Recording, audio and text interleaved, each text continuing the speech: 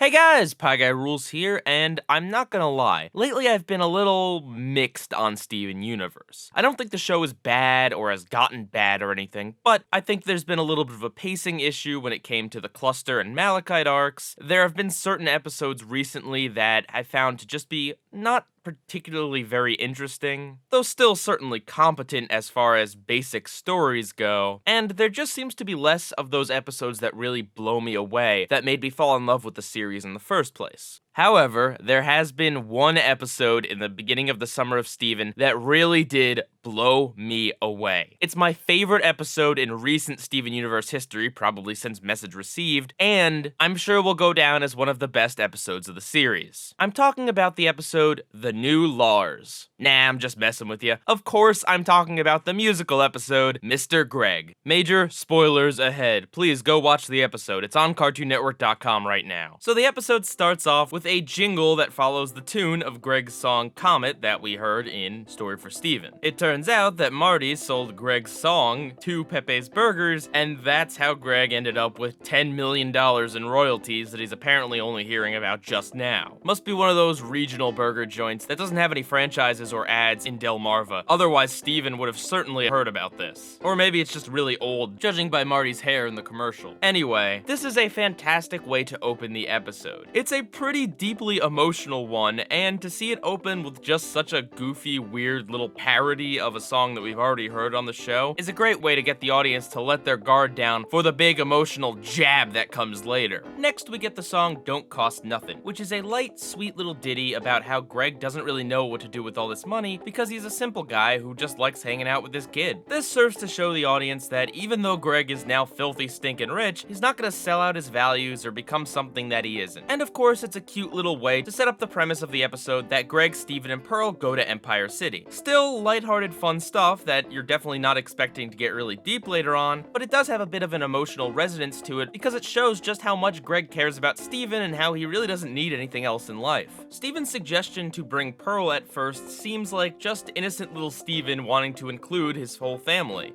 Well, the whole family that's just conveniently around at the time. I don't know where Amethyst and Garnet are. And Steven also makes a little awkward remark about how Mom's coming with them too, pointing to the gem in his belly button. At this point in the episode, it just feels like a cute little funny thing that Steven did that obviously makes Greg and Pearl feel awkward. But after having seen the full episode, you know that this is all a part of Steven's little plan in order to get them to bond. So there's some nice foreshadowing there while not giving anything away. So the three of them wind up in Empire City, and even though the show portrays Jersey as filthy and hating the earth, they certainly idealize New York City. All the backgrounds from Empire City have this purple-yellow hue to them, like it's always evening there and the lights are always shining. It still has all those little Steven Universe touches like the soft-focused dots and the big clouds, but because of the color scheme shift, Empire City does have its own feel, which is a really nice subtle touch. I swear, Steven Universe can make any location look beautiful. Except for Jersey, of course. Cause I mean, come on, it's Jersey.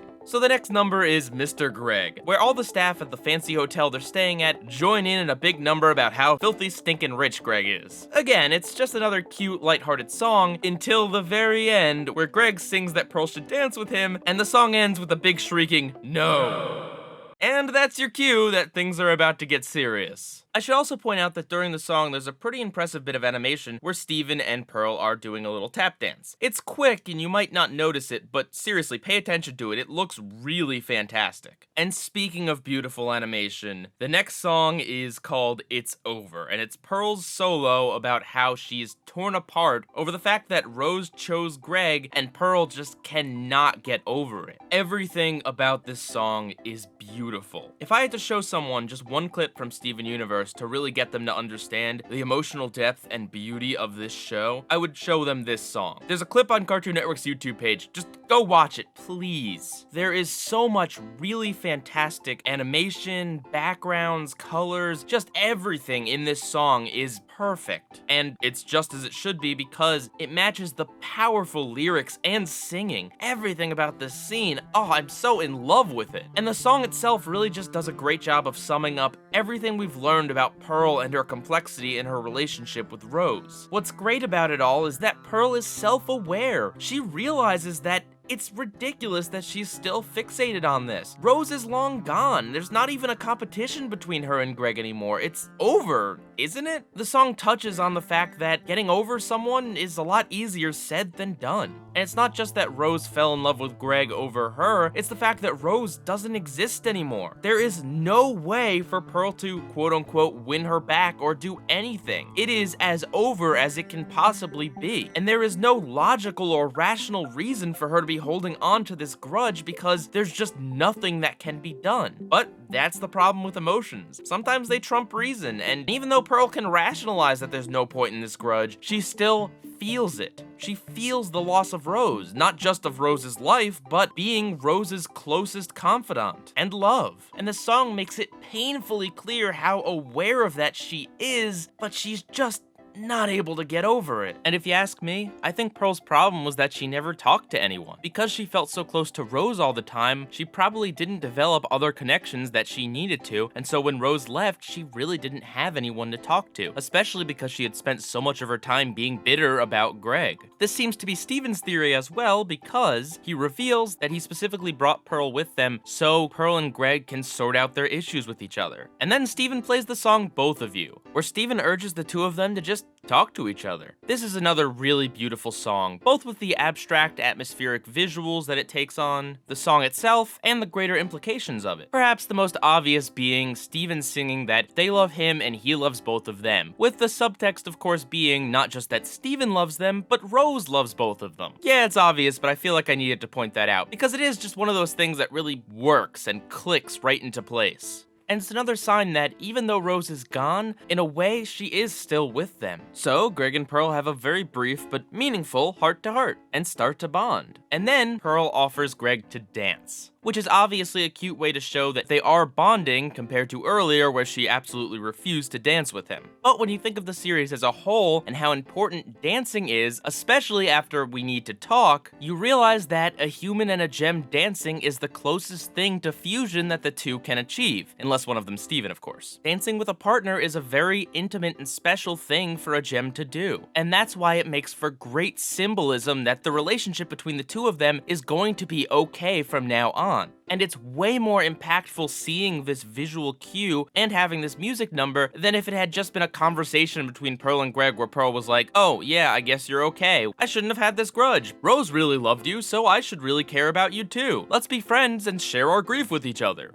And that's just the power that a good music number can have, as well as some powerful symbolism. Two things that Steven Universe is really good at. And then we get a little reprise of Don't Cost Nothin', where Greg gets the bill and sings about how all these things do cost something. And what's cute about this is that even though Pearl gets some of the lyrics wrong, she still tries to join in with Greg, and you can just see in the way that they are interacting that they have now become friends. Which is cemented by Steven's light reprise of It's Over, Isn't It, as the episode closes. And all that happened in only 11 minutes. This is Steven Universe at its finest. When it works really well, it's able to put all of these really deep and interesting elements into a very small package that feels like it's so much greater and more expansive than you would have ever guessed a story told in 11 minutes could be. And even though the full-on story arcs in this show are something that I'm beginning to become very critical of, the plot threads that pop up here and again, like Pearl's disliking of Greg, is something that always has been handled fantastically. And this episode serves as a wonderful conclusion to that. All in all, I have absolutely no problems with this episode. From start to finish, I think it is fantastic and dang near perfect. And for me, that's pretty rare. And the only criticism I've seen of this episode so far is that Pearl and Greg's bonding seem to be a little bit brief. And while I understand where people are coming from with this, I personally didn't feel it because it's clear that when Pearl and Greg are talking, it's part of a bigger conversation that is only symbolized by the brief snippet we saw because it's in the middle of a song. This is especially cemented with the ending of the episode. As Steven falls asleep in the car, he can see that Greg and Pearl are continuing to talk without him. So while yes, it would have been better to see a little bit more of the two bonding, I don't think they could have crammed any more into this already packed to the brim episode, and I think the implication is there that yes, they are continuing to talk and grow, and their conversation wasn't just flip of a switch, now they're suddenly friends. And I'm really hoping that we're going to get a few episodes in the future of Greg and Pearl's friendship going through some interesting challenges.